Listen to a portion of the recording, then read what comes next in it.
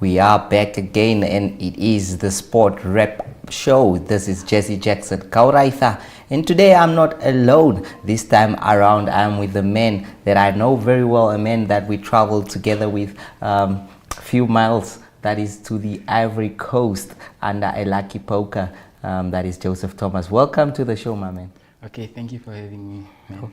All right, it's been a while since I've seen you. I'm seeing a lot of growth in it. I mean, this tournament must have done wonders for you. However, we start with the local news, and it is a shocker that the Windhoek beer Welwitschias lost by a heavy margin, that is 90-8 to the Vodacom Blue Bulls, that is at the Hage Geingob Rugby Stadium. It was a massacre, that site there, indeed. Not something good for the Welwitschias, but I'm sure they will bounce back. We are looking forward to seeing the highlights and maybe some views at the wrap-up show in terms of what happened there. My man, are you a rugby follower? Yeah, since South Africa won the World Cup, from there I started following rugby. Unfortunately, I couldn't go to this one, but yeah, it's a massive loss to the Welwitschias. Yes, if you look at the margins there, 90-0, I mean, to 8. Well, 0 and 8, I think 90 is just a big margin. So what do you think of that? Do you think that we need to improve, or is there, because obviously we have to go to the World Cup, and losing so much is... To lose with almost 80 margin in a home ground, it's not a good result. I believe there is a room for improvement, and the boys will do better. Yes, of course. We will hope that Alistair Coetzee's men will bounce back from that one. It is not something many would have anticipated at a fully packed Hage Geingob Rugby Stadium, where and network television was there to give you that one live. We hope you enjoyed it from the comfort of your homes, and those that were at the field, I'm sure they enjoyed the atmosphere. Of course, now let's go on to other news that we will look. Now on to the latest news. We now hear from Brave Warriors coach Colin Benjamin after the team played to a 0-0 draw against Angola yesterday. Colin Benjamin. Yeah. The game that was going to be tough, and it came out to be. Yeah, it came out to be tough, and I think it was just like my counterpart said, it was a game of equal footing in the sense that both teams were controlling each other. A lot of action happening in the middle of the park. I think from my team side, a bit of decision making, but also a bit of technique that let us down, getting into that final third. And but all in all, I think I'm happy with the result. I think coming into a tournament, it's good to have a good start against a good team like this, and it's for us to build on and see how can we actually improve technically, how can we make use of our chances, how can we get into the last third and to our 1-against-1 and getting into that box. So it's a learning curve. Beautiful. Yeah, interesting you're saying getting into that box, and that's one moment that I'll never forget. A man who was not really guarded by the performance there. You would understand why. I remember that Angola beat Namibia, that is in the Africa Cup of Nations round of 16, that is by 3-0, and this time in the, let's say, the COSAFA Cup, a 0-0 draw in the opening match, a group wide open, all teams level at, let's say, 1 point. Well, Namibia still underneath at the bottom of that table there, but of course they still do have a chance, because obviously the winners of the group go through, and the best runner-up out of the 3 groups also will be able to join the others in the semi-final. Well, my friend Thomas, you were at the Africa Cup of Nations. I'm sure you know, you saw the team that played that side and the team that's currently playing at the COSAFA Cup. What did you make of our result, the 0-0 result? I think Coach Colin is trying to build something new. He's trying to use some new player, the player that usually play locally, because I only saw Aprocius who played in AFCON, and we are very. I don't really want to say we are weak, but we are not that good so far. But maybe hopefully to the next game We might, which is against Lesotho though. Well, you're speaking of, yes, approaches and maybe the likes of Bedwell Mudeu, who was also there at the AFCON. But if you look at trying to build a team, do you feel that this is the right time? I believe so, because COSAFA tournament, it's the right time for local player to expose on the biggest stage, and yeah, that's what Mr. Colin Benjamin is trying to do with the likes of Namib and the likes of Chipe and others. And I think he's doing a really good job. I think he just need to adjust minor things in the midfield, then the team will be ready to, maybe the next game we can win that. I believe in the boys. Maybe the next game we can win indeed. As you said, there are a lot of locally fielded players, most of them actually making some debuts there or just a second cap for the Brave Warriors, playing against an Angolan side that has always given us a hard time. I mean, like out of all encounters we have played against Angola, we have never beaten them before. Did you maybe perhaps feel that this was going to be it? I felt like this was a great opportunity for the Namibian to take revenge, because by looking at the history, we never beat Angola. The closer we come, it's only the draw. But this was a good opportunity to revenge to that devastated loss in Ivory Coast, because it was hectic. It was hectic, yes. My friend, you were in Korogo. You watched Namibia play. That was against the Mali side.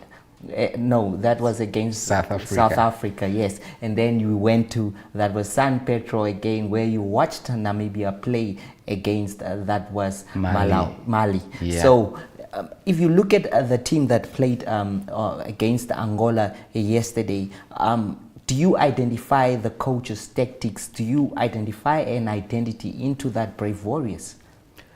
I believe Mr. Coren is trying to play like more like a defensive football, when he's trying to score and protect his goal. I think that's an idea Colin is trying to use, but yeah, it can work sometimes, but sometimes it can't work, because if you look at the linkage from the midfield to the strike, like Muzeu was suffering yesterday and he couldn't get enough ball to score.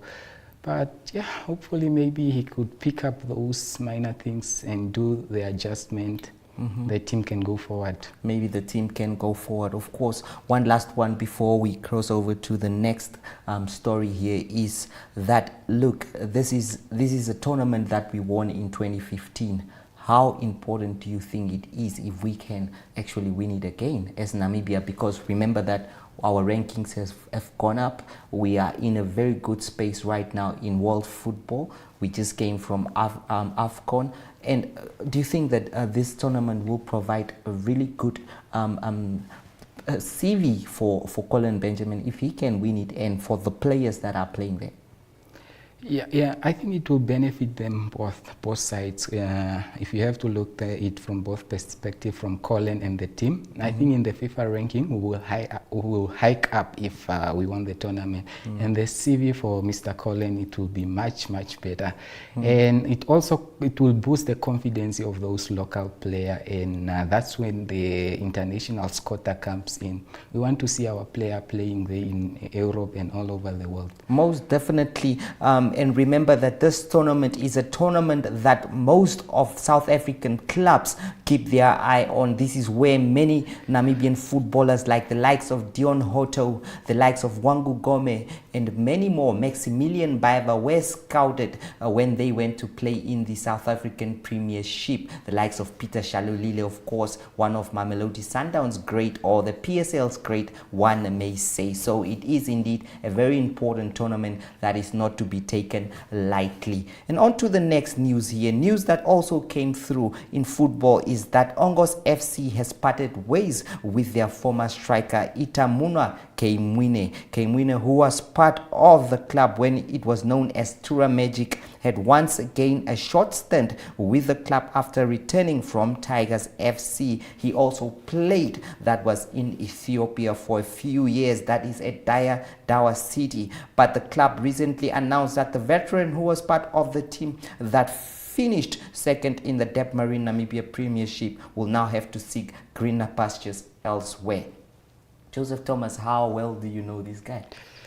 To look at the role he played in Tora Magic before they became Ongos, I think it's one of the greatest striker that Ongos have. I think if he had a great future. I think to look if he go to some team that can maybe play more football on international level or continent level, can provide with us some good result, I believe. Yeah, you believe so. But yes, as we speak right now, we know that this guy obviously is aging. One of the things that you can actually expect from him, look, Ongos is one of the biggest clubs now currently with a huge investment in players and all. So, I mean, moving from Ongos FC to any club which is probably not African stars, no disrespect to the other clubs, I think that would be a downgrade. Do you think? I believe so. I believe so. Definitely, it's like you are coming from a, it's like you are coming from a bigger crowd, going to down, and it will affect your performance as well. But I believe if we have to go, it have to go maybe outside the country. It's like from bush league to street football. Yeah, to street football. Okay. We continue here with another Ongos story on a positive note here. Ongos Football Club also recently awarded their top performers for the 2023-24 season. Shinge Kapunjiri, who plays as a center back, was awarded as the men's team player of the season after his pivotal role at the back. He helped the team secure a second place finish in the Dep Marine Namibia Premiership. Yvonne Copper, who also plays as a forward for the women's team, was also key in the team's top performances that saw them winning, that is the FNB Women's Super League, as well as reaching the final of the PST Bet NFA Cup. And now if you look at Ongos awarding these players for what they have done, is this an example that is being set that many teams should follow suit in terms of that? They are really setting up a good example, and I feel like all the team in Namibia, they should do the same, because firstly it will boost the confidence of the player, and it will encourage the player to work harder, because in the end of the day they will get something for their hard work. They will get something for their hard work indeed. Now, if you look at the structures of Ongos, they are planning on building a stadium. They have this team. Does it sound like there is a bit of professionalism in Namibian football that many people have been wanting for so long coming along? Definitely, because that's one of the exciting news I had, because at the moment we don't have a good sport facility.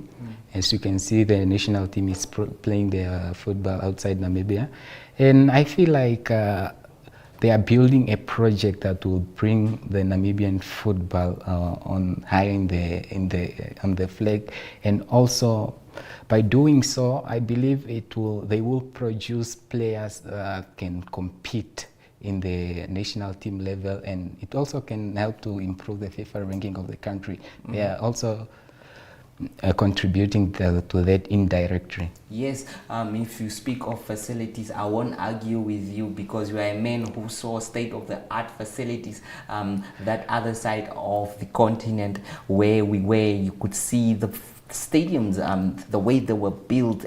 I mean, even the municipal stadium that is just for training, where the teams were training, sometimes looks better than our national stadiums. So, I mean, if you speak of Ongos taking that direction and with the approach that they have, I'm sure it is something that we all have to applaud.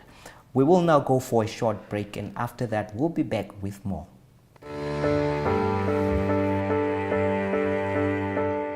From the day you were born and welcomed until your pensioner years on this earth, your life is filled with changes and phases. What mattered the most at age 10 may be an unknown memory at 25. The heartbreak at 16 may be replaced with wedding bells at 27. The degree you've always wanted or starting your career business may come true at age 30. and the dream to own your own home may come to realization at age 50. Whatever stage you find yourself in, whatever matters right now, Standard Bank has what you need to bank like you. Choose your own path. Choose endless possibilities. Standard Bank, it can be.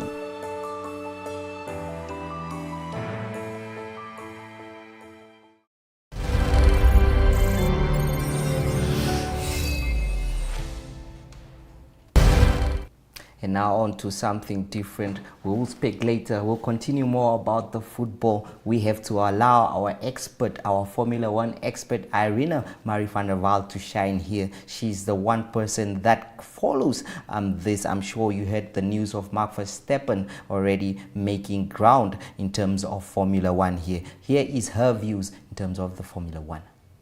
Red Bull indeed returned back to the top spot of the podium last weekend at Catalonia, and from the looks of the first practice session and the first sessions we've seen, they seem to be back in top form, typical Red Bull form that we've come to know and in some cases hate.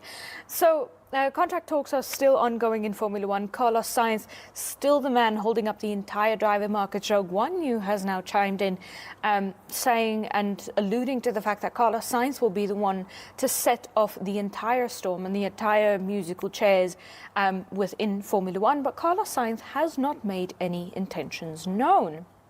So the current fan favourite is that he's going to sign to Williams. We've discussed this.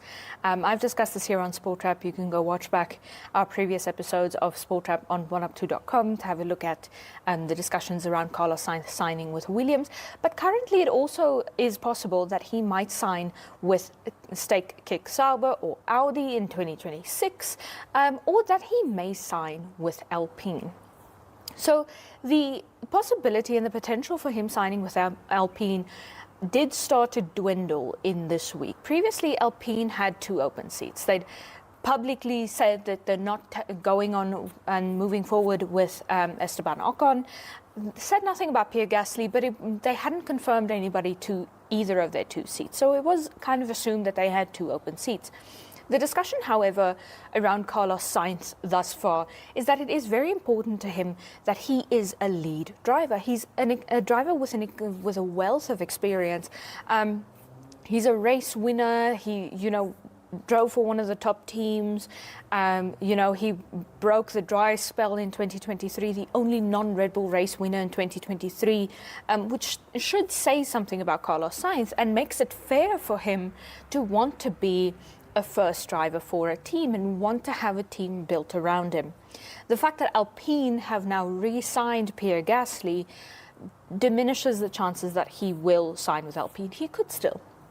But it diminishes the chances because Pierre Gasly will then likely be the first driver at Alpine and Carlos Sainz won't be able to fulfill the role that he wants to fulfill at a team. So then there is Audi, who have recently come out and said that, they're doing so fantastically on the simulator and all the testing they're doing is working so well for them. But the truth is that Formula One on a simulator is, in a lot of respects, quite different from Formula One on track. So truly, you can't assess what Audi can and will do until they've put their rubber on the road on a Formula One track. So we'll have to wait for 2026 to see if all these simulations were worth it, if what Audi is saying is true, because it could legitimately be made up. It could be something to make it look good. Remember, Audi can still secure more sponsors. And it would be helpful for them to secure more sponsors. So if they're saying the right things to secure more sponsors and to gain more support and traction, that's understandable. That's fair. But know that whatever Audi says, you can take with a pinch of salt, and that there should be some critical thinking involved in that, because Audi may have ulterior motives. I'm not saying they do, but they may. So that's another option for Carlos Sainz. There is chatter that the offer from Audi has expired, but there's still chatter that he might sign with Audi. So nobody's really sure. Carlos Sainz hasn't made anything known. He hasn't said anything about, oh, my Audi deal has expired. There's nothing official from his camp that anybody can rely on and say, okay, the Audi deal's off the table.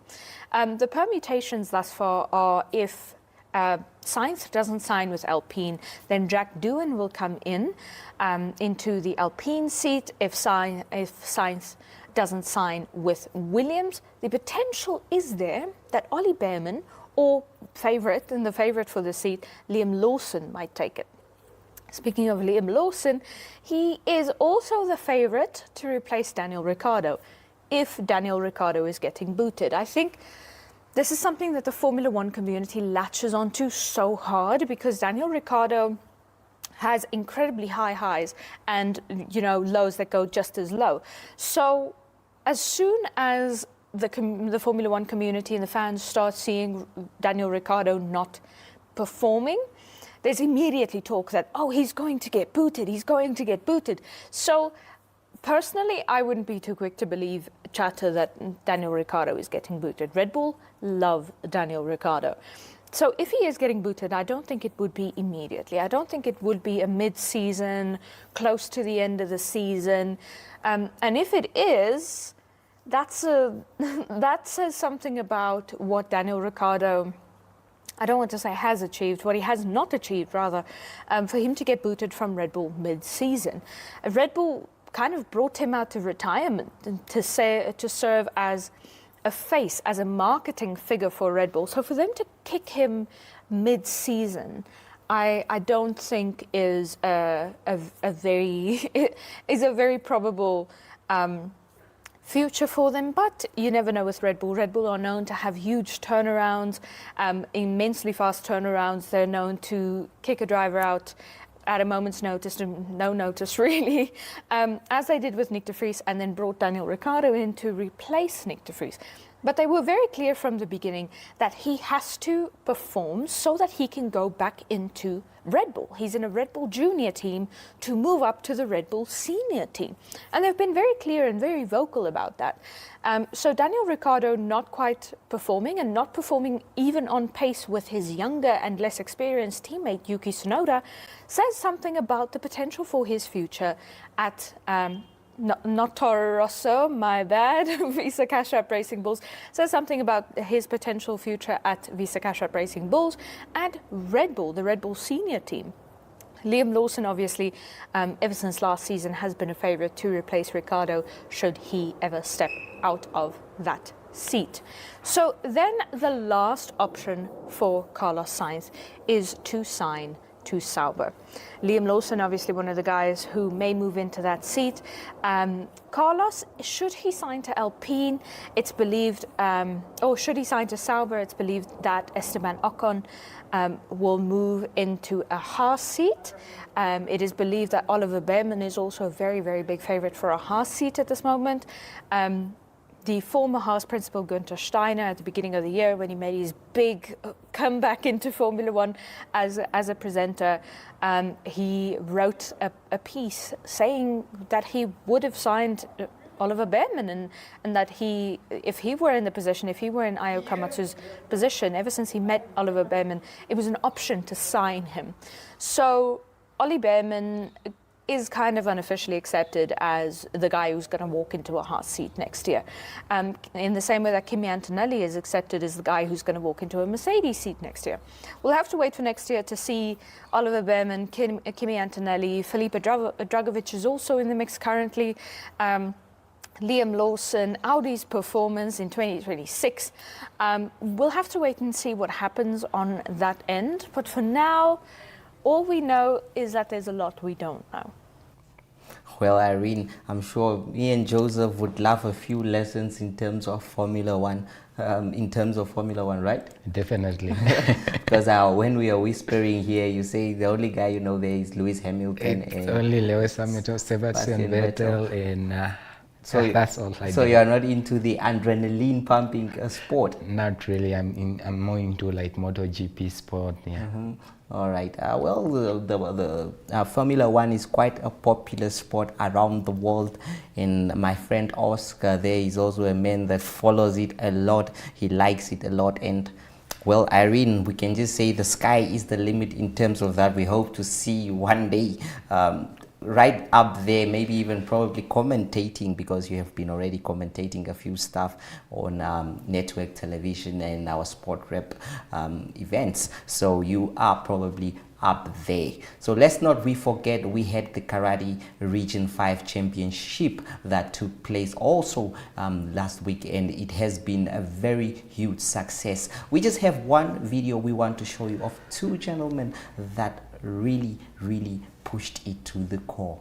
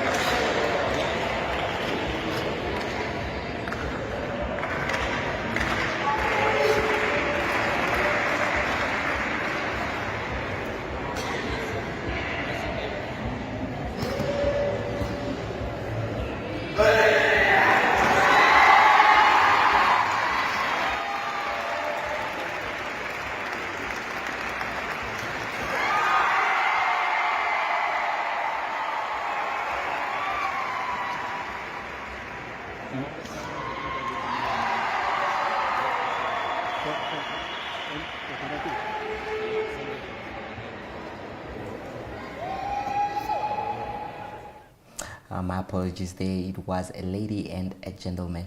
Well, it is quite a good sport, karate. My friend Joe, did you maybe in somehow in your early days try it? Yeah, we used to try this when you are playing out there in the street, because we were inspired by the Jackie China. Whenever we are in the street, we want to make all those moves and tactics, and also I believe it's also good for self-defensive. For self-defense, yes. And the famous Master Miyagi, the Bruce Lees, and all of that. You know, when you look at how these karatekas do it down there, you just wonder the skill and discipline it brings in terms among them. I've lived among a few that are very quite disciplined in terms of how they carry themselves out in the community, because they know they carry a weapon. Yeah, you have to be disciplined. If you're not disciplined, then it can be a big problem in the community. Like myself, I can't be like with that weapon within me, because we never know. You never know. Right. Yeah. But in terms of a country like Namibia hosting such a regional competition in the country, what does this mean about our country? Are we really growing there? I mean, there's been quite a number of competitions that are coming down here.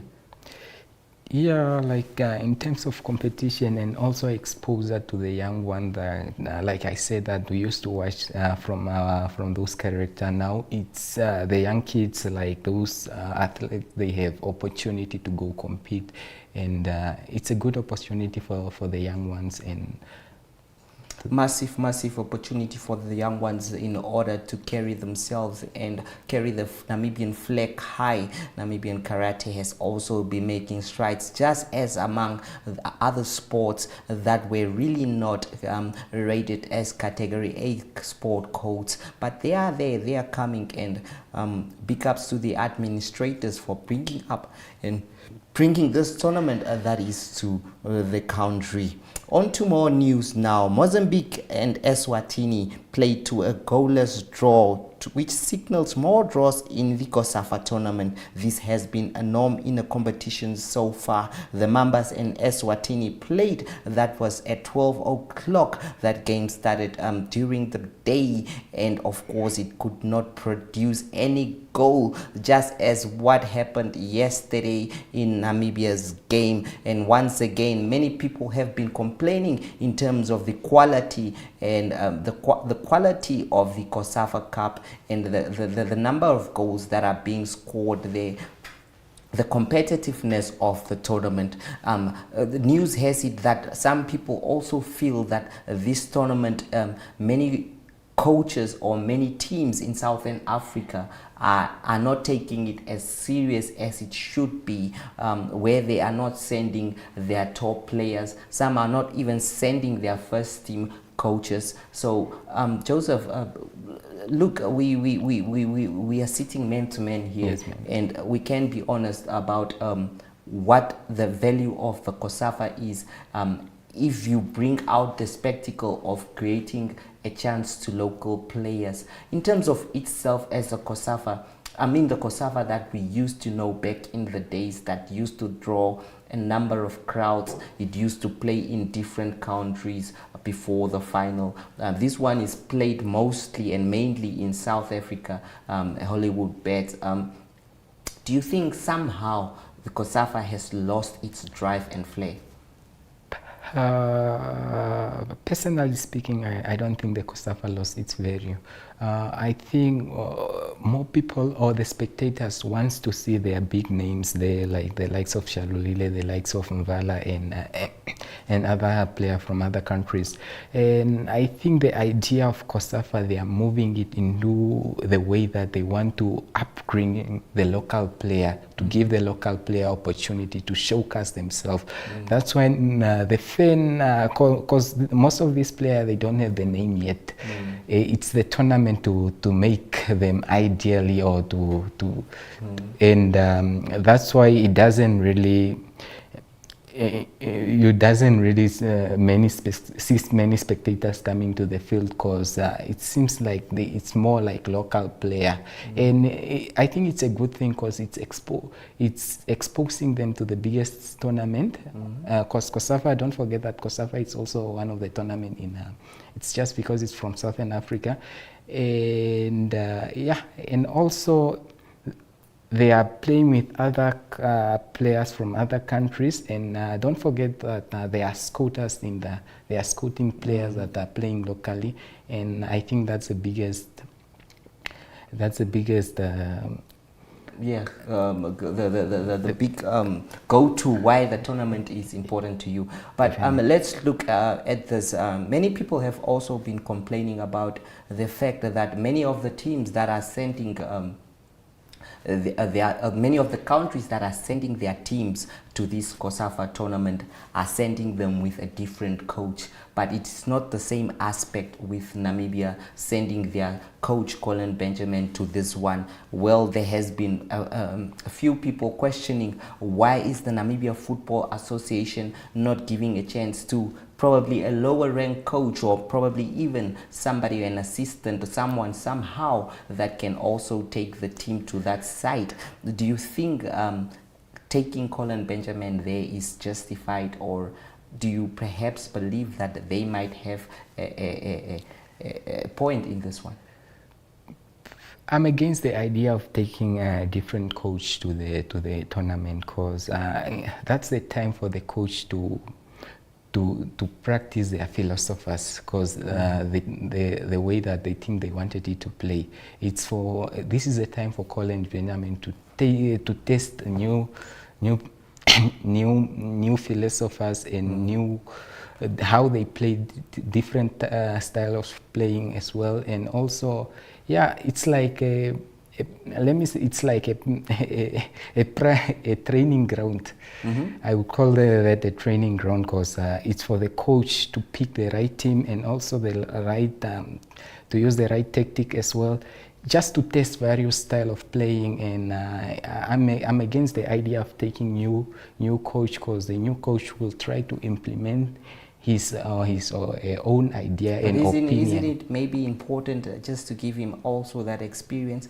But I think, look, from my side, from my experience, is that maybe it's a thing of a financial matter, that maybe the other countries can afford a coach, to pay another coach in terms of, while they still have their national team coach for that tournament. But you know, it's a two-way situation if you look at it, that maybe it's important that we give the upcoming coaches a taste of what happens at the COSAFA, just as the other teams are doing. Because you know what the embarrassing part can be is that you go with your A team, with your A coach, and you lose to a team, to a B team with a B coach, and I don't think fans will take that lightly. We'll go for a short break, and after we return, we continue with the debate about the COSAFA tournament and its worth. Neo Paints has established a 67-year Namibian legacy, creating personalized paint solutions that blend quality and innovation for the Namibian people. We pride ourselves in being a 100% Namibian-owned company, investing in our country and our people by employing and empowering true Namibians. With every brushstroke, Neo Paints commits to our quality guarantee and always delivering a coat of excellence. At Neo Paints, we always stay true to our country. We are as Namibian as you.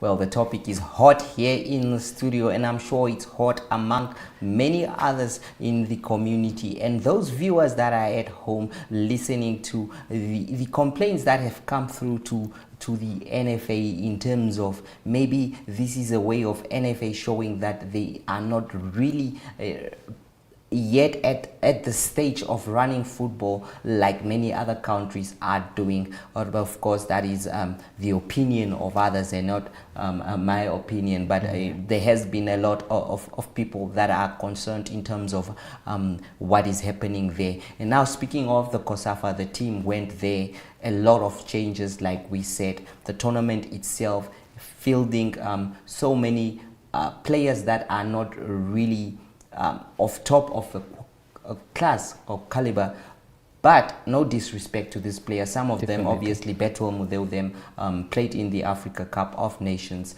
Charles Hambira, as you can see in your picture there, he was also at the Africa Cup of Nations, although he didn't make so many appearances. And Betuel, as you see him there, these pictures look so familiar because against Angola it was the same scenarios where they played like that in the Africa Cup of Nations. However, we come back to the aspect of teams or nations downgrading this tournament to a fact that it can only be for scouts to come there, it can only be for the local players. If you look at countries, they make, especially if you want returns from your gate takings and money from the spectators coming in. Joseph, I know probably you are a Leonard friend. In terms of that, don't you think while we are trying to bring down or to use the opportunity to give a chance to the local players, while we are trying this opportunity to give all this, don't you think it's hurting the quality or the level of the tournament in so many ways? Because mind you, I've been watching, reading a few comments in terms of useless tournament or what people have been saying.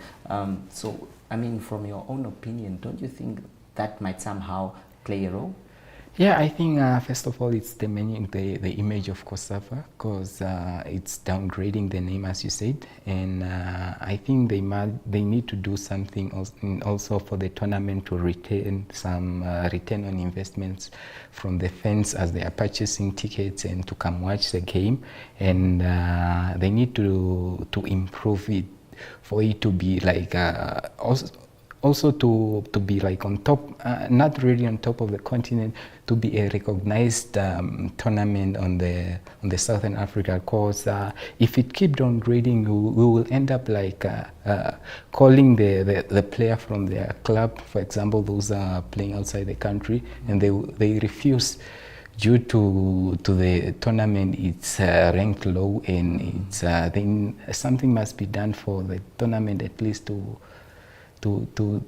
come to where it was at that time. Most definitely. I don't know why people make this tournament look like it is not really an important tournament. This is the biggest football tournament in Southern Africa.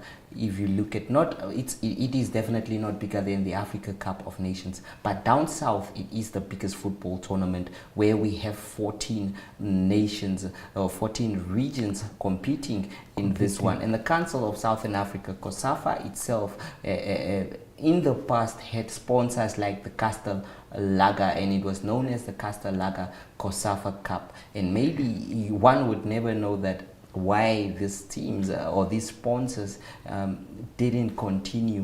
And the other aspect that I also wanted to touch on before we move on is the fact that this tournament for the past few years has been played in South Africa.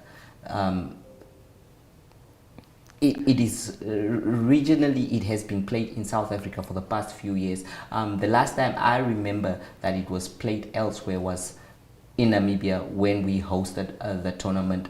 That should have been in 2016, if I'm speaking under correction. That was the last time we hosted the COSAFA, or a different country hosted the COSAFA. Look, it is called the Southern African tournament, but it is mainly played in South Africa.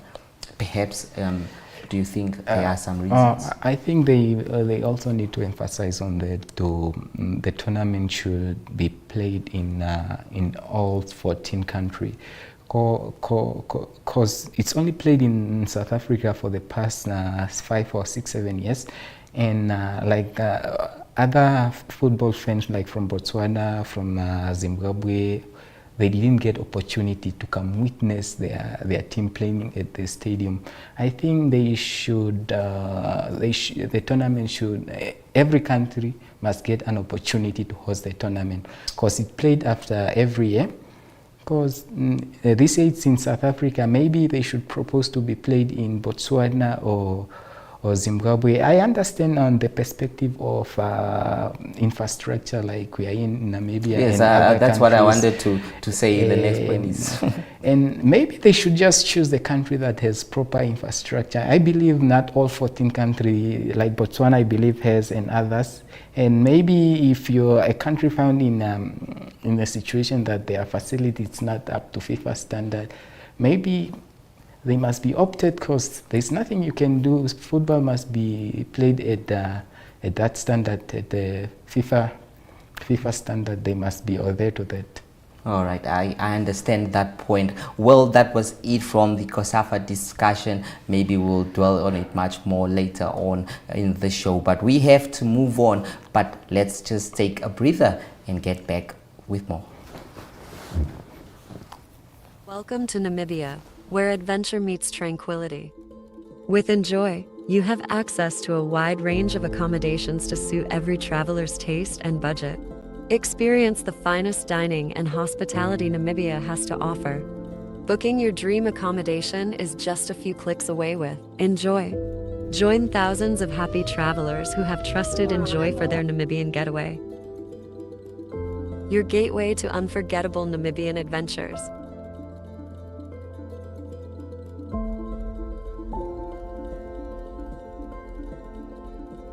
Visit us today at enjoy.my.na.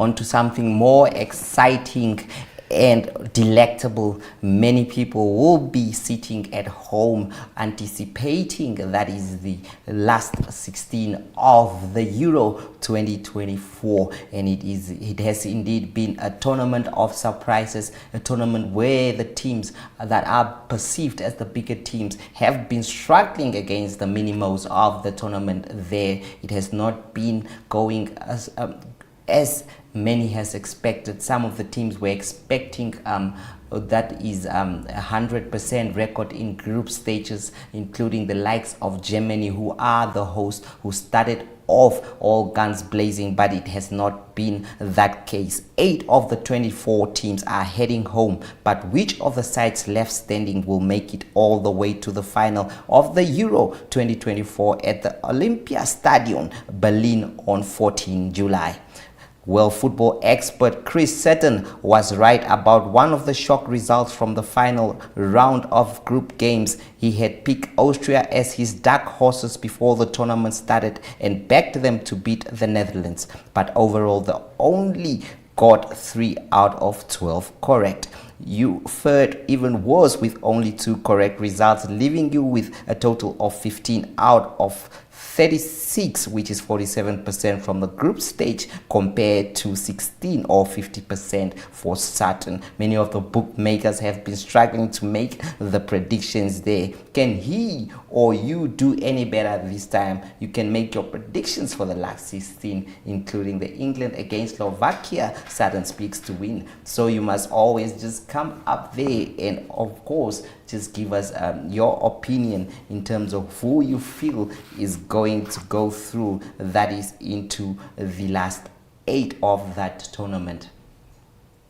Now, Joe, I'm going to show you the fixtures there on the screen in terms of the teams, how they are lined up in the round of 16. And, well, at 6 o'clock, not far away from now, that is Sweden versus Italy. Let's quickly discuss that match. Who do you think is going to emerge victorious there?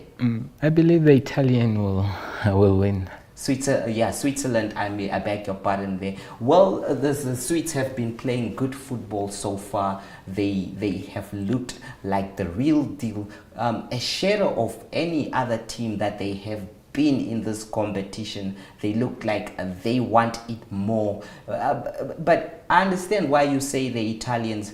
They are a team that once they enter the round of 16, the knockout phases, they become very hard to beat. Yeah, I believe the history speaks for itself. It's very hard to beat the Italian, but from the Swiss side, I think it's a more complete team compared to other European nations, because I was looking the other game of them. They were playing a very good football. And the Italia, as I say, the Cappuccino guys, I believe they will do good. And the mafiosos, as they are known, they're a team that has always had this. They don't really play that much of entertaining football, but they do the basics right. And I think we saw in their last 1-1 draw against Croatia, it was a performance of one of the performance of the tournament in terms of how they came back into that game, how they grew into that game. There was a guy with the number 5 who really played incredible from the back, and he ran with that ball until they managed to score. That was in the dying minutes of that, ending Luka Modric's dream. Because Croatia, they were like, they thought they already won the game, but the Italian never gave up until they get that draw that took them to the last 16.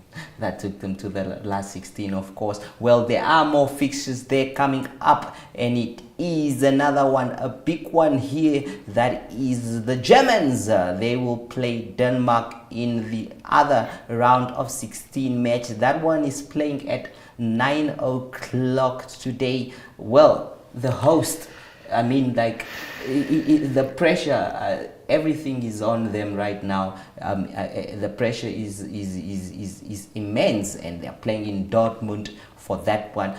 Well, what do you make of that one? Who do you think is going to go through that? I believe the pressure, like on the Germany side, it's a lot because they are the host, and I believe it's a home team again, and the pressure is too much, and I believe everyone wants them to win. But against Denmark, it won't be easy as well, But there I'm going maybe 2-1 in favor of Denmark. Yes, I wanted to take you. Who has been, maybe, I'm sure you have watched a bit of the Euros in terms of who's the player that has impressed you the most out of those two fixtures that are playing today? Maybe, I'm not sure about the Italians, but let's say in the German team that has started so far. Let me just take you back to the Italia. The Italia, it's number 10, Insigne. Insigne is playing a very good football. And the German side, we have Kroos. Kroos is also playing a very good football. We have the youngster who is Musiala. And remember that Kroos is the last dance. And I believe he will also do anything just to win the last trophy because he's retiring. But for the Denmark, they have also Højlund and Eriksen. They will deliver them. Yeah, no, the two Manchester United players, and I can see you are wearing a Manchester United jersey. No wonder you mentioned them there. Let's look at more fixtures in terms of the games that will continue. That is tomorrow. And is it going home or is it coming home? That is England versus that is Slovakia. One of the matches that we might anticipate as a big one. The English team not really at the level as they are always hyped up to be building up to a tournament of this stature. What have you made of England so far before we speak of this match? First of all, the first 11 for England, it looks very dangerous on paper. But when it comes to the field, they are not really playing that very good football these days. I just don't know why, but they have a very good team. And maybe it's everyone expect that for them to deliver, and also the pressure is on them. Is it a good team by newspapers, British media, or is it a good team by the way they play? Oh, let's face the reality. It's just a good team on the paper. Well, they will be playing a very different opponent there. And Gareth Southgate, I'm sure if he doesn't manage to qualify, that is to the last 8, he could kiss his job goodbye. Yeah, he has to go because there is no need. If you can, England has plenty of good players, and if you can't deliver with them, then I don't think what's the use of keeping the job. And we shouldn't underestimate them because they can also beat the Belgians, and also that game I believe anyone can win, but I'm going for the England. England will win, maybe 3-1. Wow. Yeah. All right, let's look at some more fixtures in terms of the matches that will play on Sunday. We have España, one of the tournament favorites, playing the newcomers, the baptism of fire, that is Georgia. They came into this tournament for the first time as it's the only team in the tournament that is playing this tournament for the first time, and at first attempt they are already into the round of 16, but they come up against a team that knows no boundary, a team that has been playing brilliant football all along, a team that has definitely qualified with 100% record in group stages. So look, Joseph Thomas, this is straightforward. I don't think I'm going to ask you who is going to win. Maybe how many goals is it going to be? And Georgia is the underdogs, but they are playing a very good football. But unfortunately, they are facing one of the toughest opponents, Spain. And I think Spain will win maybe with 2-1.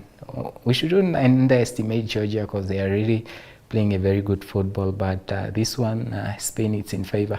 There it is. You have put your head on the chopping board there, saying that at least a goal from Georgia will be there. And for those that are betting, they will be coming to ask you, look, I did what you said, and it was the opposite.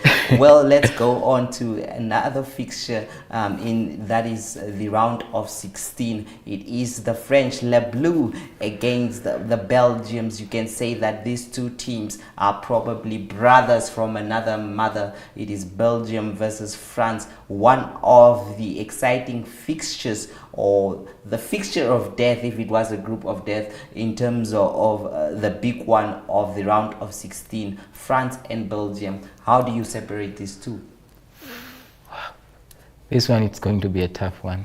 Maybe from that game, I'm already imagining the extra time. If not so, but I believe the Belgium will progress to the next round. You believe the Belgians will progress to the next round? Wow, that is quite But, a bold statement there and a bold prediction. But this game won't be easy. France, France lost their World Cup final just in 2022, and they will do anything in their power just to win the Euro. But for this game, I'm on the side of the Belgians. Of course, they want to give their man Didier Deschamps a big name and a big record there, to be a player who has won the Euros and the World Cup as a player and as a coach. I mean, it is one for the history books. So we hope that he is going to get there. And now, as we speak of another match that is on Monday as well, that will be between Portugal and Slovenia there. Who do you put your money on this? Obviously, it will go to Portugal. Portugal, because I think Ronaldo will do anything just maybe to score a goal. But I think they will win. If not 2-1, maybe 2-0. Well, to Ronaldo, I mean, he has looked something, but nothing but like a shadow of himself in this tournament. One thing that I've seen the Portuguese team, it is the fact that the number of players they have in their first team, the age and the likes of Pepe, the like of Ronaldo, Neves, all these guys are heading, Silva, Bernardo Silva, all these guys have played quite a number of matches in their careers. And a team like Slovenia, they are teams that likes to run, and they use that to the highest of their abilities. But as you said, their quality beats quantity. And if you have to look at Slovakia, they play like attacking football. In Portugal, they are more into possessive football, the like of Bernardo Silva, Bruno Fernandes, and Semedo. I believe that one will be easy for Portugal to win.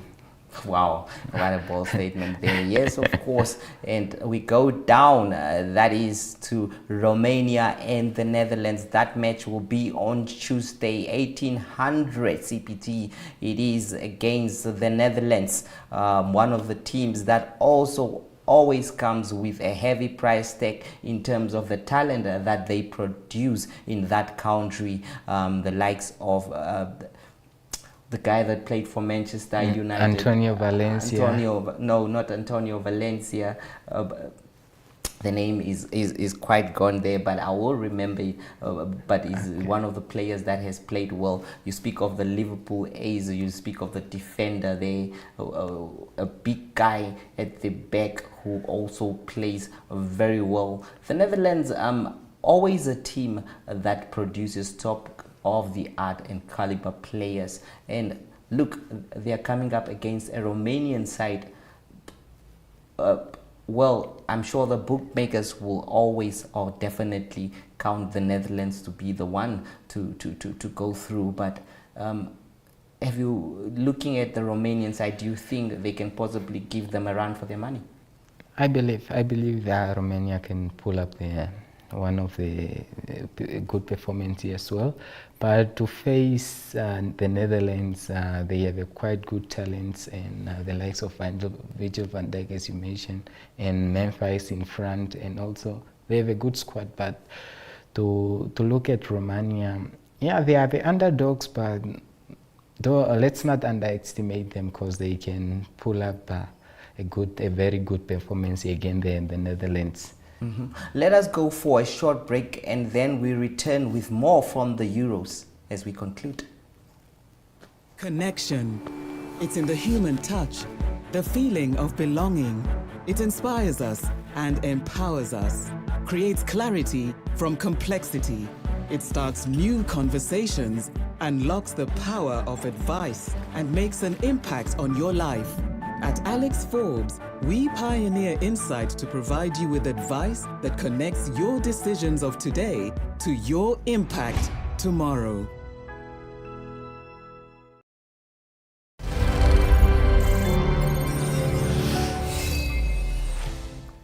Well, speaking about football and the Euros, of course, let's look at more fixtures will be coming up. That is into the round of 16, which will serve as the qualifying to the round of 8. And the only thing that we have not spoken about there is the Austrian team that will play Turkey as well on Tuesday. Well, what do you make of that? This one, it won't be easy. Turkey, Austria is against, I think this one will also go to extra time, but I think Austria will win this game. You give it to Austria there, one of the teams. Well, the Turkish have always been a team that is not so easy to beat and all that. Well, all in all, before we conclude with this discussion, of course, the Cricket World Cup is currently underway, a big one. So before we conclude this discussion, well, who do you think, who is your money on for this tournament? One team.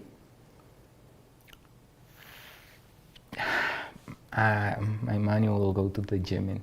Wow, the Germans indeed. I'm going to reserve my prediction there until the last 8, of course. It's not that I'm afraid, it's just that we want to keep it as simple as we can.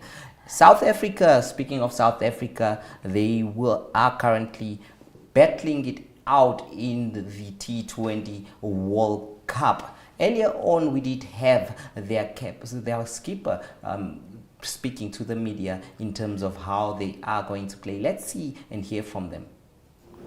Great, good evening everyone, and welcome to this evening's post-match press conference featuring T20 captain Adam Markram. We'll open the floor. Who would like to take the first question? Do we have the mic up in front there? Perfect. Aiden, the most obvious question, World Cup final, what does it feel like? I mean, does it even sunk in yet? Probably hasn't, no. The bits that we're realizing now, it's obviously a really nice feeling, really good feeling. This team's been together for a long time now as a white ball group, both formats, and it's nice for us to get to a final. We feel and we believe that we can compete with the best in the world and we can win trophies, and it's nice for us to now have that opportunity and make it into a final. But was that even, does that even get discussed in the dressing room, the fact that you never made a final leading into a semi-final? I mean, you were part of a semi-final just 5 months ago in a different format. So do you even talk about it, or is it now that you got there, you will talk about it? No, we haven't spoken about it, to be honest. I think it's a personal and individual motivation that you get to a final, to earn the opportunity to hopefully lift a trophy. But we all understand this game and how it works, and things can go for you, things can go against you, and you take that in your stride. So you reflect back to 5 months ago, we couldn't get over the line in that semi-final, and you look at tonight, a few things went our way. We managed to win the game and we found ourselves in a final. So it's a really good feeling, it's a pleasing feeling, but more importantly, the group of guys there in the change room, I'm extremely happy for all of them. I know it was a long time ago, you spoke about reflection. You have been a captain in a World Cup final, 10 years ago, when you were a boy, I guess. So do you reflect back on that at all? Like, you've been there, actually? If I'm very honest with you, no.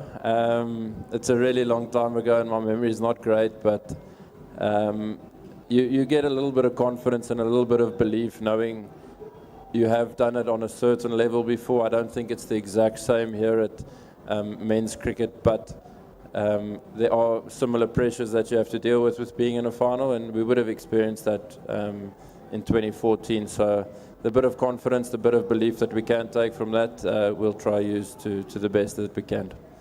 And just the way you did it today as well, obviously you got an opportunity to bowl first on that pitch. What did you make of the pitch, and just the fact that you were able to be that ruthless that you could just blow them away for 56? Yeah, the bowlers, not just today, but the whole competition, they've been really good. Probably saving the batters on certain occasions, but conditions, I would say, have been in their favour. But even if you say that, they still have to get it done right, and that's exactly what they've been doing for us game in and game out. So you have to give a lot of appreciation towards them. They've been really good for us. Tonight was an exceptional performance by the whole bowling unit, and the pitch was obviously quite challenging, as we saw, and like I said, you do still have to get the ball in the right area. So you give credit to your bowlers. They've used the conditions really well and managed to get us into a winning position. Do you know you have never lost a World Cup match as a captain? Under 19, ODI, T20? Never lost a World Cup match as a captain? I have no idea about stuff like that, no. Do you, just coming back to the pitch, of course, pitches don't win or lose you the matches. You have to still go out and do the job. But just as if I were to ask you as a neutral observer, would you say this is a good pitch for a T20 game, and that too a big semi-final of a World Cup? Yeah, I mean, T20 cricket as a whole, you want entertainment. The wickets that we've had throughout the competition have been pretty challenging. Tonight's wicket was pretty challenging once again. It's hard to tell that a wicket is not good, because it can't just always be a batter's game. But I think if we reflect back on this wicket, we'll probably be pretty happy that we're not playing here again. But having said that, still taking the positives we can. The wickets are tough. Wickets are the same for both teams on the night. So finding a way to win is probably the most important thing. So you've been to New York, St. Vincent, now this, and then you'll go to Barbados, good old Barbados, which has a normal 160, 170 pitch. So how do you put this all behind and get ready for a more normal T20 game? I think because we've been doing it for most of our careers, you jump from venue to venue where conditions are quite different. So it's again just adapting to whatever's in front of you and playing the pitch and the game that's in front of you. So we won't look too much into it. We'll try find ways to always take wickets with the ball, and from a batting point of view, try get to a score that's defendable. So yeah, not looking too much into conditions. Like I've mentioned, both teams have to play on the same wicket, and ultimately, if you can develop some plans and come up with some plans on the day that can give you a good chance to win, then hopefully it works out that way. Are there any further questions? Yep. Hi, Skipper. Afghanistan were once known as minnows in world cricket. I know it didn't go as planned for them tonight, but what do you think of their performance in this tournament, making it to the semi-finals, and only play their first T20 match in 2010 and to come so far? Yeah, it's brilliant. It's really, really cool to see. I don't think we have to name the players that they have that are the best in the world at the moment. So they're really on a good track, going in the right direction. And when you get to conditions like these, I don't think it's a surprise that Afghanistan makes the semi-finals. I think they're a really good team. They find ways to win, and they've got some really good players. So they've been doing the right things now for a long time. Making a semi-final for them is obviously massive. I think they've inspired a lot of people back at home. I've seen some pictures that inspire us as well to try and make that difference to people back at home. So yeah, they've been going really well, and I'm sure it's not going to be the end of them making knockout cricket.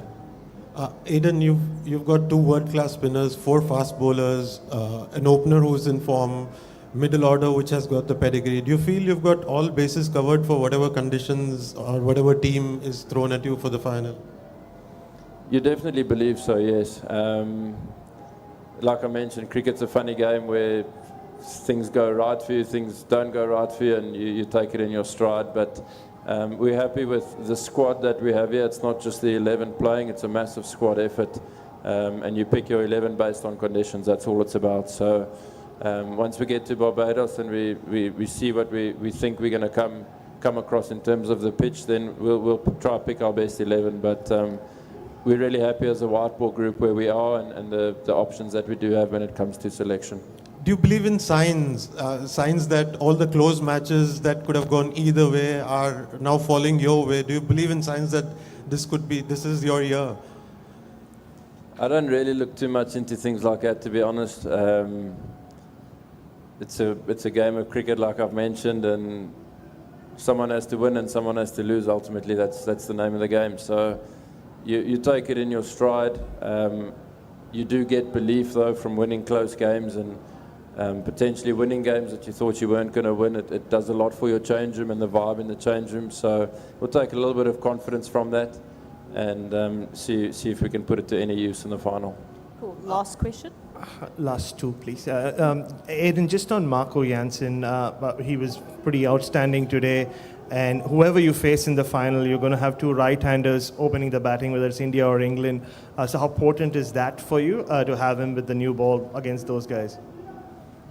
Yeah, once again, it's Marco's best skill against the opening batter's best skill. On the day, whatever happens, happens, but I'm really chuffed for him. He's still a really young guy, and I think people forget that. He's done incredibly well. He's got a lot of heart and passion and loves playing for his country, and tends to do pretty well in big games for us and steps up sort of when the moment needs him to. So I'm really happy for him that he had a good day out today, and I'm sure it'll give him a bit of confidence going into the final. And sorry, just finally, I mean, Dale Staines just tweeted about how emotional a moment it is for him, and I mean, you spoke about not having sunk in, but there are so many South African cricketers, a few of them here, who couldn't make it to a World Cup final. So, I mean, do you sense their emotion? Like, have you had a chat with Dale by any chance over here, or just what it must mean for them? I haven't, to be honest, unfortunately. But it speaks a lot about them as people, I feel. I mean, they were guys that are legends of the game, legends of South African cricket. In my eyes, it doesn't matter that if they made a final or not, because they inspired all of us to play cricket for South Africa. And because of them, we're trying to represent those people that have played before us really well. So we're glad that we've made them proud to an extent. I still feel we've got one more step left, but for the time being, I'm glad that guys like Dale Steyn is incredibly happy. We will take one final question in the back there. Thank you. Aiden, congratulations. The way that you guys played tonight, was there any sense of relief, 48 hours ago when you realised that Australia wasn't going to come through to the semi-finals, or are you confident that you were confident you were going to bring the game you did today no matter what? Yeah, you can't look too much into opposition, I don't feel. I mean, Afghanistan in conditions in the Caribbean are as good as anyone in the world. So it didn't really matter too much for us, to be honest with you. Australia's a world-class team, as we've seen, but Afghanistan have made a semi-final for a reason, because they're also world-class. So those things, there's no point really wasting your emotional energy on it. Whoever you come across, you try, give your best on the day and sort of see where it gets you.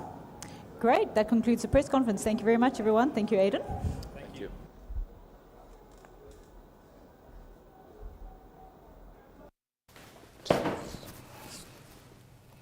And that was it. Well, India chose to bet first in that one, and they are quite comfortable already at the 170 somethings. So it is going to be a very interesting one. How is it going to end? Is it going to be in the favor of South Africa, or is it going to be in favor of India? So far, so good. It looks for India there.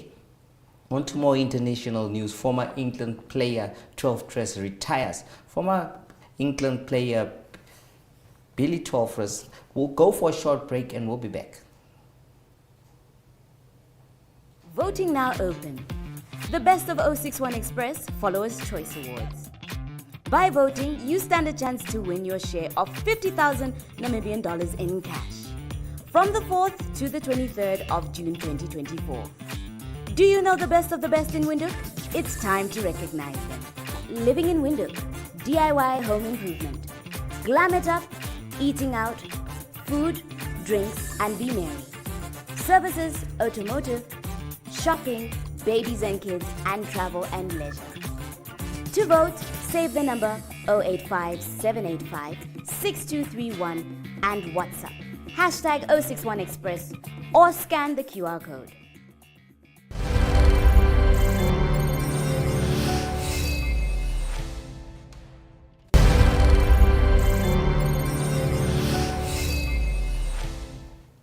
Well, we have to look at the Wimbledon that is coming up and the 5 women to watch at the Wimbledon. The first one here is Marketa Vondrousova of the Czech Republic. She kisses the Venus rosewater dish. Marketa Vondrousova was the 6th different women's single champion since Serena Williams won back-to-back titles in 2015 and 2016. She will be one of the favorites here. Few predicted before the championship that the unseeded Czech would go on to lift the trophy. Guessing the 2024 winner could prove difficult too, with the draw appearing open for the grass court, which is going to be another one. It is going to be indeed one that is for the books there. We also have that is golf, another one who became the youngest player to come through the qualifying to reach the main Wimbledon draw since the Open era in 1968. Age 20 country USA ranking 2 strength backhand. It's been 5 years since 5 times Wimbledon champion Venus Williams suffered a famous defeat at the hands of 15-year-old Coco Gauff. The win hurdle Gauff ranked 313th at the time into the limelight, and she went on to have an incredible run that year, reaching the last 16. She claimed a long predicted first Grand Slam title at the last year's US Open. Well, we will now just go for another short break, and after that my man and I will wrap up in terms of what we have spoken about so far. Connection. It's in the human touch, the feeling of belonging. It inspires us and empowers us, creates clarity from complexity. It starts new conversations, unlocks the power of advice, and makes an impact on your life. At Alex Forbes, we pioneer insight to provide you with advice that connects your decisions of today to your impact tomorrow.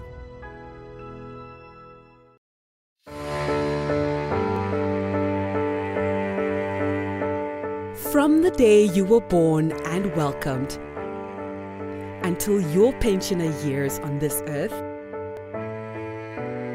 your life is filled with changes and phases. What mattered the most at age 10 may be an unknown memory at 25. The heartbreak at 16 may be replaced with wedding bells at 27. The degree you've always wanted or starting your career business may come true at age 30. And the dream to own your own home may come to realization at age 50. Whatever stage you find yourself in, whatever matters right now, Standard Bank has what you need to bank like you. Choose your own path. Choose endless possibilities. Standard Bank, it can be.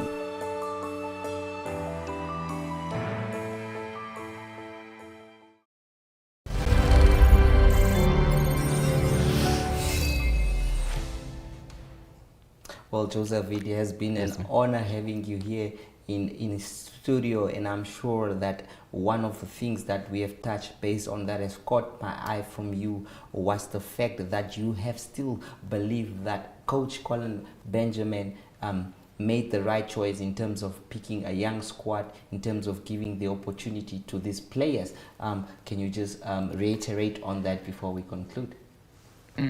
It's all about giving minute to the young boys, because whenever you go to the major tournament like AFCON, those young boys suffer because they don't really get enough time, and Colin Benjamin had called them to go to COSAFA and just to give them enough minutes to play, and also to link them with those experienced players. Like we have Mzeu was there yesterday, we have the captain was also there in Unpacks again, just to link with like the likes of Namibian and also other players. It's such a great thing to do, and also the experience, just for those young players to experience the team spirit playing with those experienced players. Yes, I'm sure you follow the Brave Warriors very closely, and you have seen in the World Cup qualifiers how we have fared.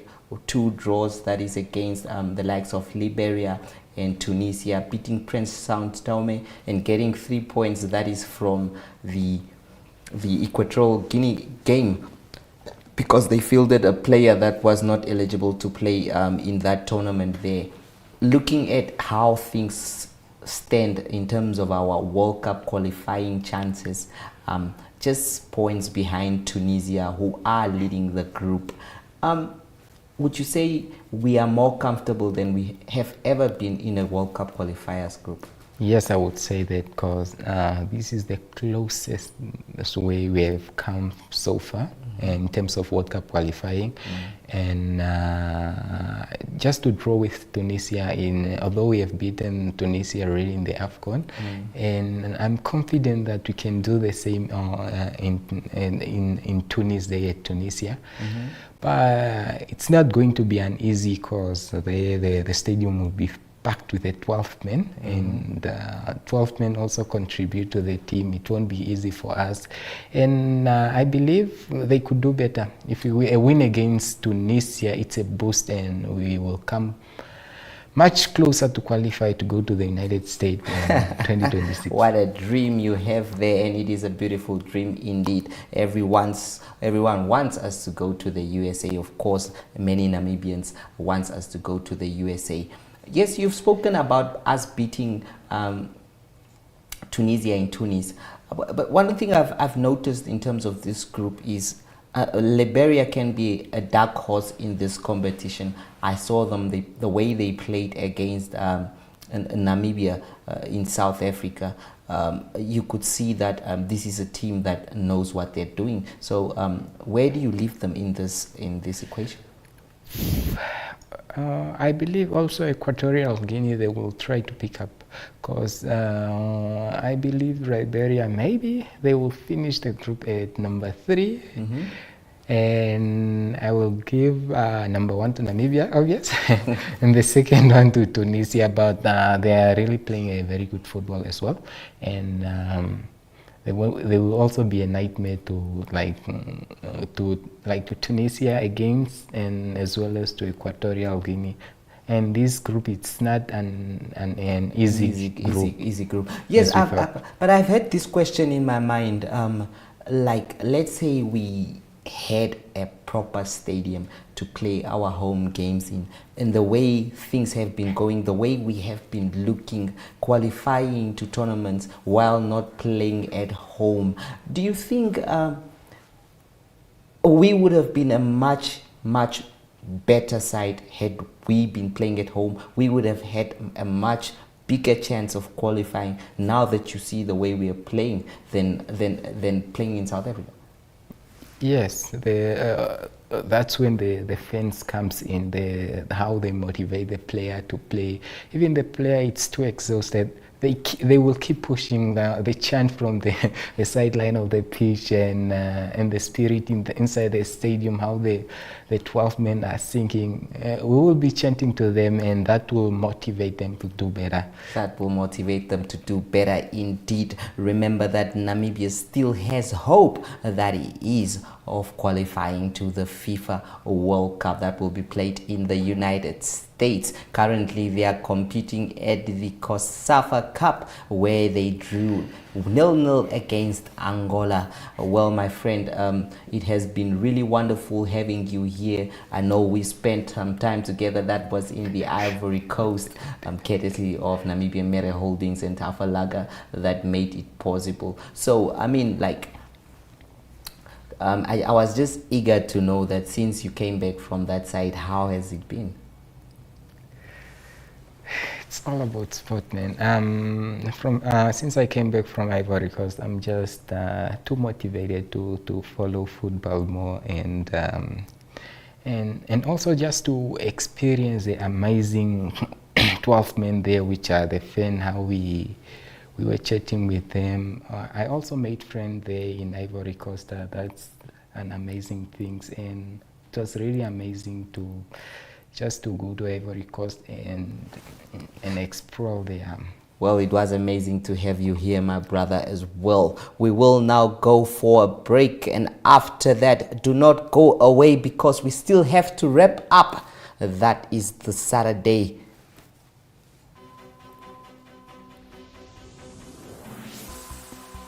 The Agenda is a weekly national affairs interview program hosted every Sunday by Namibian Sun editor Toyvon Jabela, featuring a panel of high-profile newsmakers, analysts, and experts. The Agenda aims to reach high-end news consumers seeking informed understanding of national issues. This show is broadcasted on NTV, 1up2.com, and the Namibia Media Holdings Facebook platform. The Agenda focuses on interviews where we put the nation in the hot seat. Contact Agenda at synergy.com.na to get your product and service in the hot seat. The Agenda, focused on today's conversation.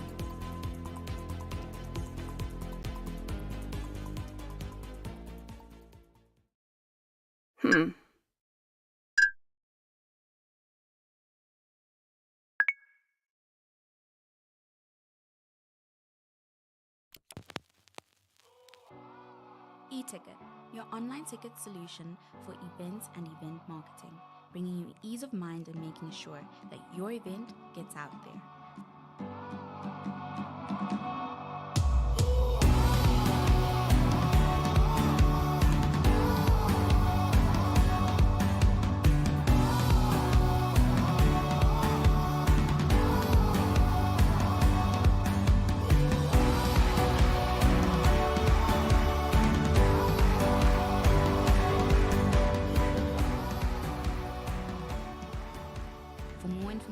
Contact events@nhom.na.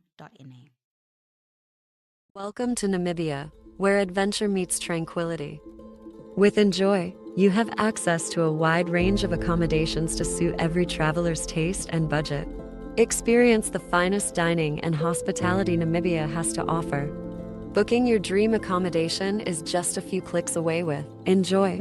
Join thousands of happy travelers who have trusted Enjoy for their Namibian getaway.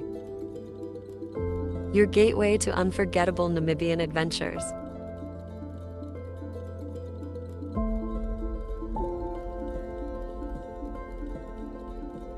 Visit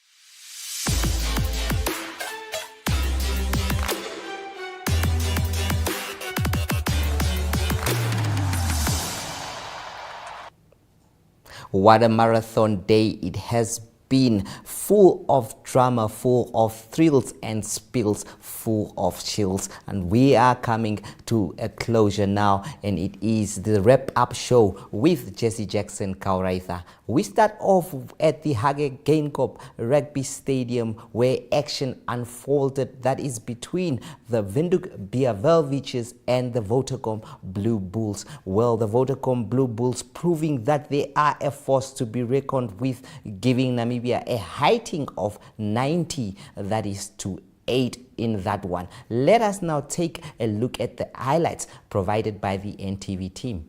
Highlights. Helga Schulz in the background with the camera.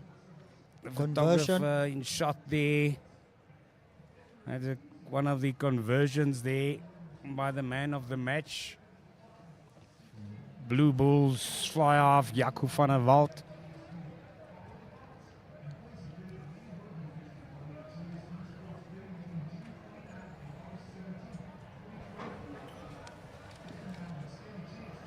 Some more action there.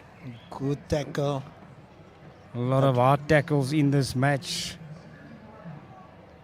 This is action from the second half today. Corneille Beets helped over there for his second try of today. The Blue Bulls flanker. Blue Bulls line out there. Taking it across the field. And then the inside break there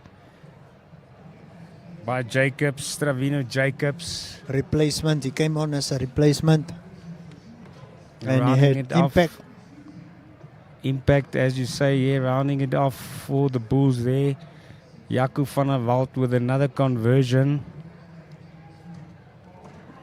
Big tackle by the Bulls. The Namibians were on the front foot a couple of times, and then that interception by the Bulls fullback, Boeta Chamberlain. No mistake. Puts it down underneath the posts. Another easy conversion for Van der Walt.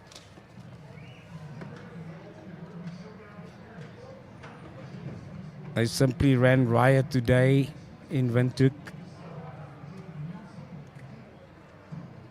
Kicking it out in the end, and that was the end of this match.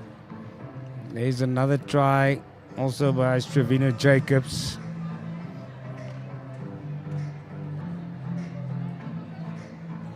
Touchline action. St. Jacobs passing the ball on. Yet another try for the Bulls.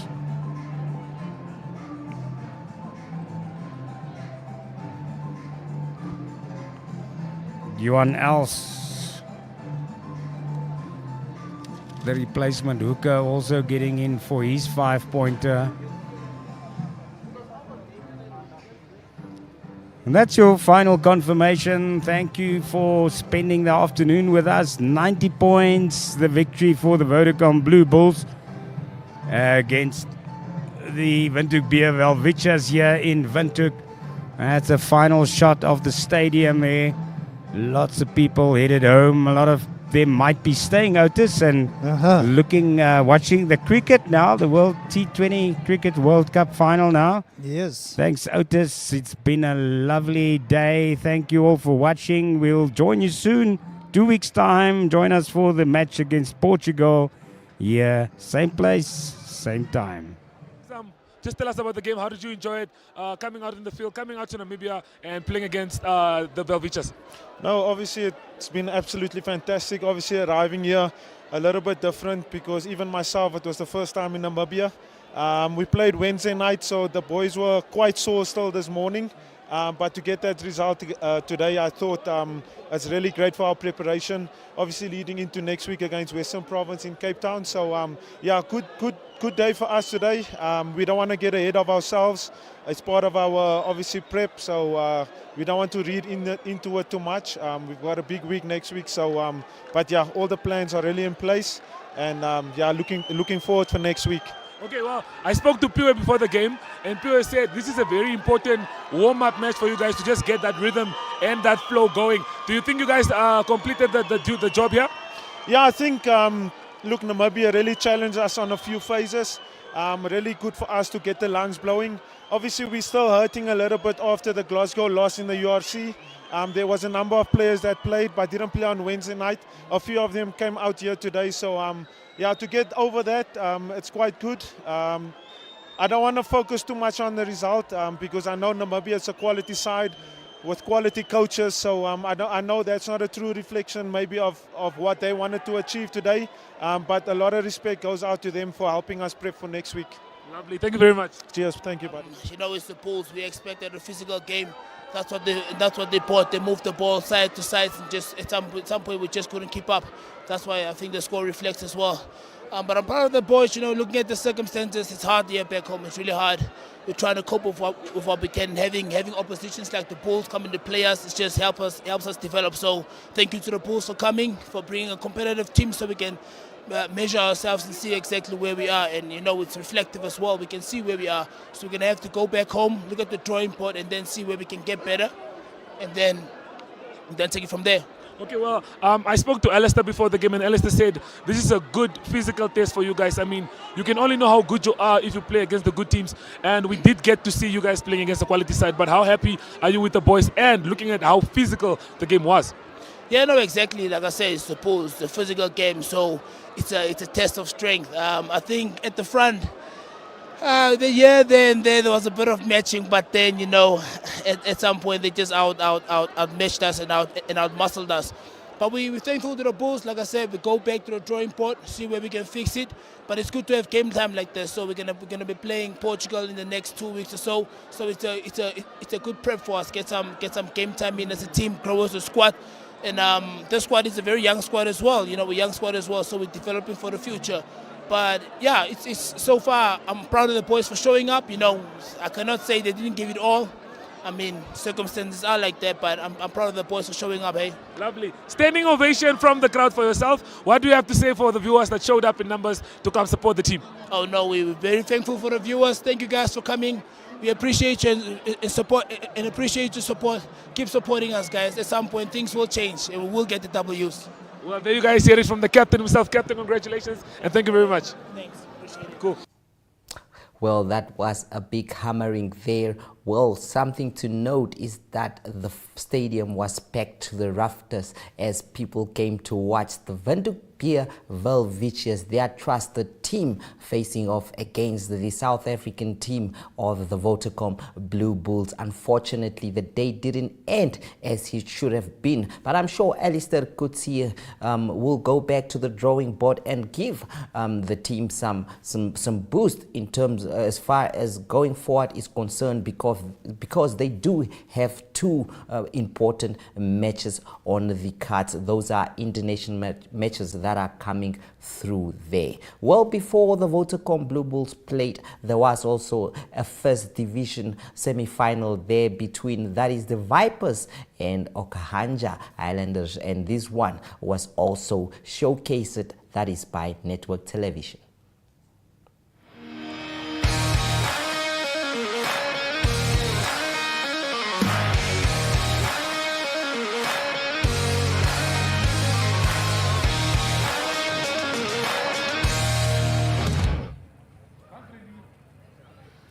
Was hy so die eerste semifinaal van die NRI se eerste liga tussen die Vipers van Windhoek en die Okahanja Highlanders. Dis die spanne wat nommer 2 en 3 geëindig het op die gesamentlike puntelys. So die in die oranje met die oranje broekies is die Highlanders. Hulle wat dan die voortou geneem het met 3-0 en toe 6-0, 2 strafskoppe deur hulle loskakel Elmore Coetzee. En daarna was dit die Vipers wat hierdie 3 gedruk het deur die 8ste man Owen Swarts, sy eerste van 2-3 wat hy in die wedstryd gedruk het. En dit is die skrimskakel van die Vipers, Luandro Oberholzer. Sy skop wat daarmee tussen die pale deur was. Sy span daarmee voorgeplaas 7-6. En daarna was dit Okahanja wat die bal deur hande gevat het, 'n laker wat daar groot vreugde wys vir sy 3 wat hy daar in die hoek gedruk het. Baia Chichu se 3 misgeskop deur die nommer 12 Andre Majid. En nog 'n strafskop wat Luandre Oberholzer oorgeskop het vir die Vipers. Hulle was dan rustyd voor met 13 punte teenoor 11. Luandre Oberholzer, 2 strafskoppe wat hy bygevoeg het om die telling dan 7 af na 10 en na 13 te vat, 13-11.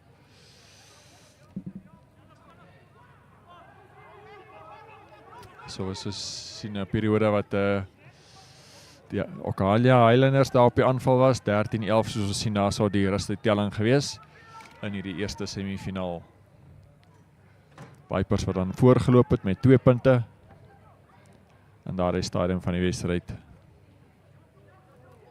In die tweede helfte was dit dan Owen Swarts wat sy tweede 3 gedruk het, die 8ste man vir die Vipers.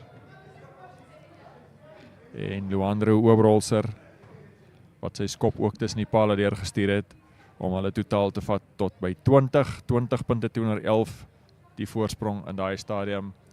Nog 'n kans gehad, Luandro Oberholzer met 'n strafskop wat nie daar was nie.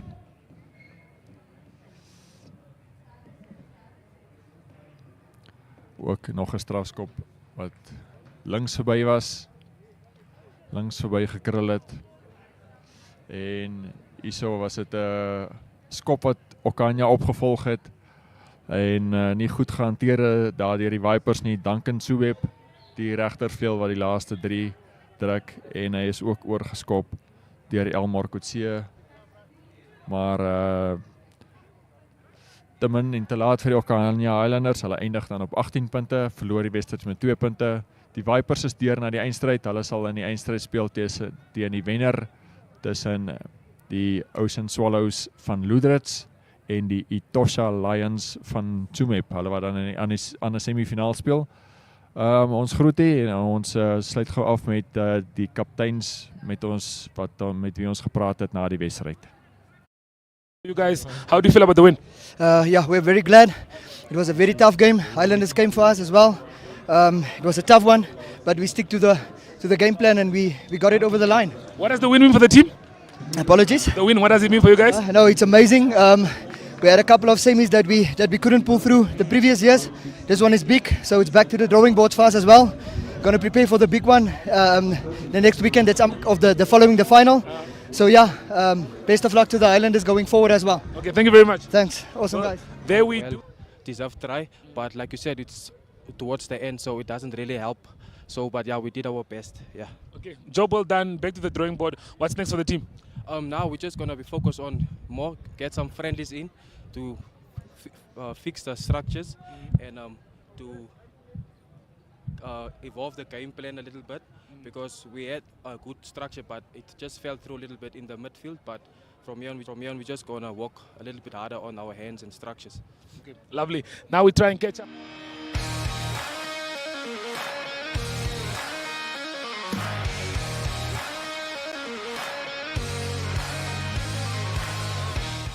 Well, that was some fantastic coverage. That is from the NTV team at the Hagegeenkop Rugby Stadium, bringing the action at the comfort of your home.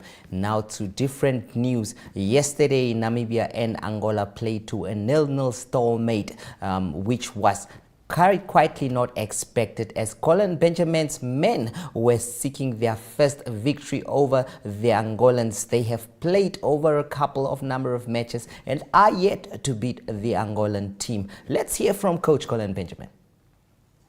Colin Benjamin, yeah, the game that was going to be tough, and it came out to be. Yeah, it came out to be tough, and I think it was, just like my counterpart said, it was a game of equal footing, in the sense that both teams were controlling each other, a lot of action happening in the middle of the park. I think from my team side, a bit of decision making, but also a bit of technique that let us down, getting into that final third. And but all in all, I think I'm happy with the result. I think coming into a tournament, it's good to have a good start against a good team like this, and it's for us to build on and see how can we actually improve technically, how can we make use of our chances, how can we get into the last third and do our 1-against-1 and getting into that box. So it's a learning curve. Beautiful. Yeah, interesting you're saying getting into that box, and that's one moment that I'll never. Well, they will be playing, that is the Lights of Lesotho, on Monday before they meet the Seychelles on Wednesday. So we hope that they will be able to bounce back. Remember that only one team out of Group C will qualify, and the second team will probably hope for the best runners-up, but that will also depend on the other two groups that are also competing for places in the semi-final of the COSAFA Cup that is currently happening in Hollywood's South Africa. We will now go for a short commercial break before we return with more news.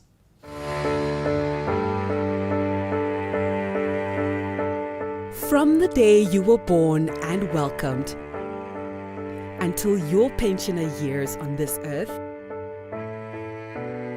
your life is filled with changes and phases. What mattered the most at age 10 may be an unknown memory at 25.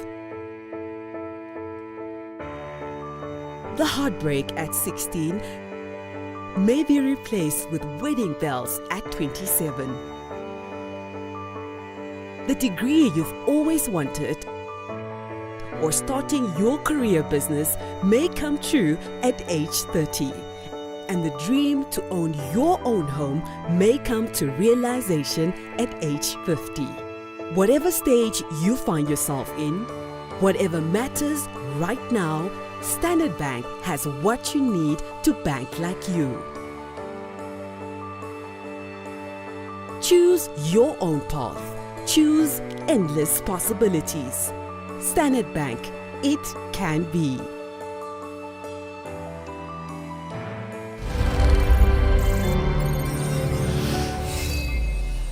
And now for the adrenaline pumping lovers, those that love fast things. We have an expert that is by the name of Irina Marie van der Walt, who will give us an insight in the Formula One. Red Bull indeed returned back to the top spot of the podium last weekend at Catalonia, and from the looks of the first practice session and the first sessions we've seen, they seem to be back in top form, typical Red Bull form that we've come to know and in some cases hate. So contract talks are still ongoing in Formula One. Carlos Sainz, still the man holding up the entire driver market. Zhou Guanyu has now chimed in, saying and alluding to the fact that Carlos Sainz will be the one to set off the entire storm and the entire musical chairs within Formula One. But Carlos Sainz has not made any intentions known. So the current fan favourite is that he's going to sign to Williams. We've discussed this. I've discussed this here on Sport Trap. You can go watch back our previous episodes of Sport Trap on oneup2.com to have a look at the discussions around Carlos Sainz signing with Williams. But currently it also is possible that he might sign with Stake Kick Sauber or Audi in 2026, or that he may sign with Alpine. So the possibility and the potential for him signing with Alpine did start to dwindle in this week. Previously, Alpine had 2 open seats. They'd publicly said that they're not going on and moving forward with Esteban Ocon. Said nothing about Pierre Gasly, but they hadn't confirmed anybody to either of their 2 seats. So it was kind of assumed that they had 2 open seats. The discussion, however, around Carlos Sainz thus far is that it is very important to him that he is a lead driver. He's a driver with a wealth of experience.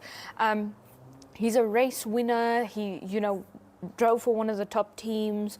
He broke the dry spell in 2023, the only non-Red Bull race winner in 2023, which should say something about Carlos Sainz and makes it fair for him to want to be a first driver for a team and want to have a team built around him. The fact that Alpine have now re-signed Pierre Gasly diminishes the chances that he will sign with Alpine. He could still, but it diminishes the chances because Pierre Gasly will then likely be the first driver at Alpine, and Carlos Sainz won't be able to fulfill the role that he wants to fulfill at a team. So then there is Audi, who have recently come out and said that, they're doing so fantastically on the simulator and all the testing they're doing is working so well for them.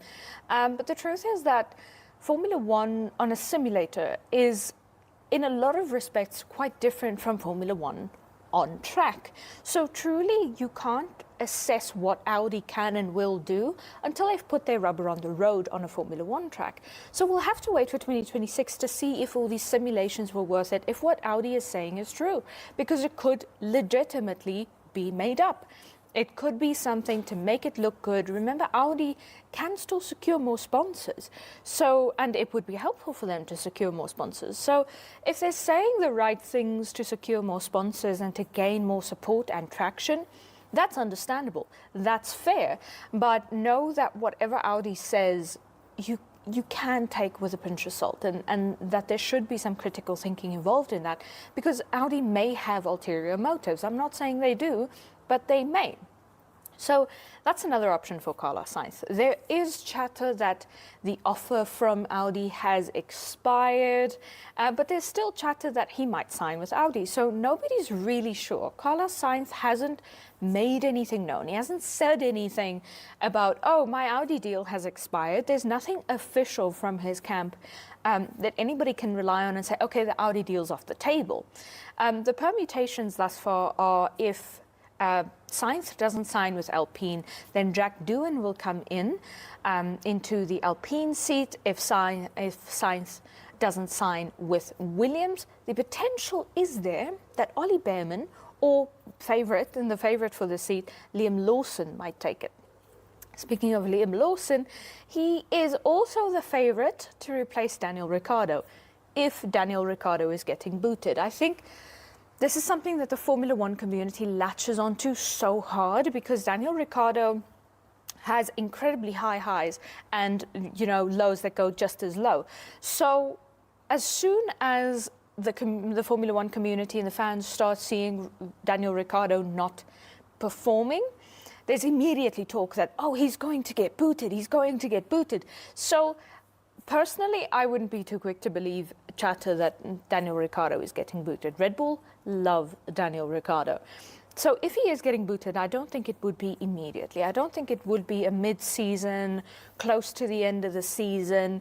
And if it is, that says something about what Daniel Ricciardo, I don't want to say has achieved, what he has not achieved, rather, for him to get booted from Red Bull mid-season.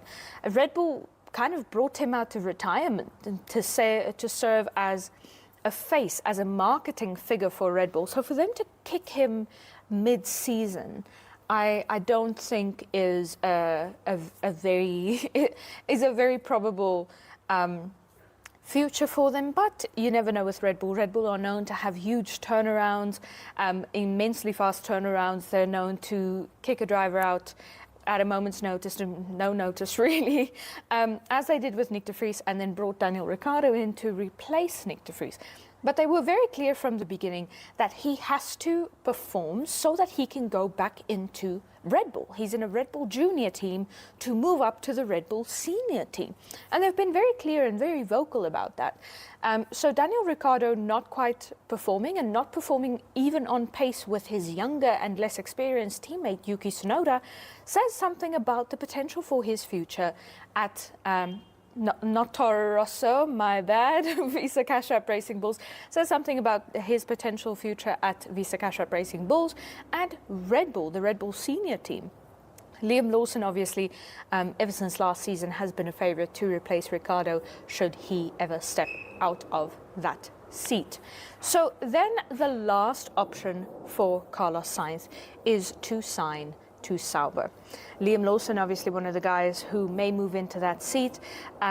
Carlos, should he sign to Alpine, it's believed, or should he sign to Sauber, it's believed that Esteban Ocon will move into a Haas seat. It is believed that Oliver Behrman is also a very, very big favourite for a Haas seat at this moment. The former Haas principal Günther Steiner, at the beginning of the year when he made his big comeback into Formula One as a presenter, he wrote a piece saying that he would have signed Oliver Behrman and that if he were in the position, if he were in Ayo Komatsu's position, ever since he met Oliver Behrman, it was an option to sign him. So Ollie Behrman is kind of unofficially accepted as the guy who's going to walk into a Haas seat next year. In the same way that Kimi Antonelli is accepted as the guy who's going to walk into a Mercedes seat next year. We'll have to wait for next year to see Oliver Behrman, Kimi Antonelli, Felipe Dragovic is also in the mix currently. Liam Lawson, Audi's performance in 2026. We'll have to wait and see what happens on that end. But for now, all we know is that there's a lot we don't know. Well, thank you, Irina Marie. Well, it's a wrap from us here, but please do not forget to tune in and watch the Euros as they head into the round of 16. From me, Jesse Jackson Kauraitha, it has been a privilege entertaining you guys today. Goodbye.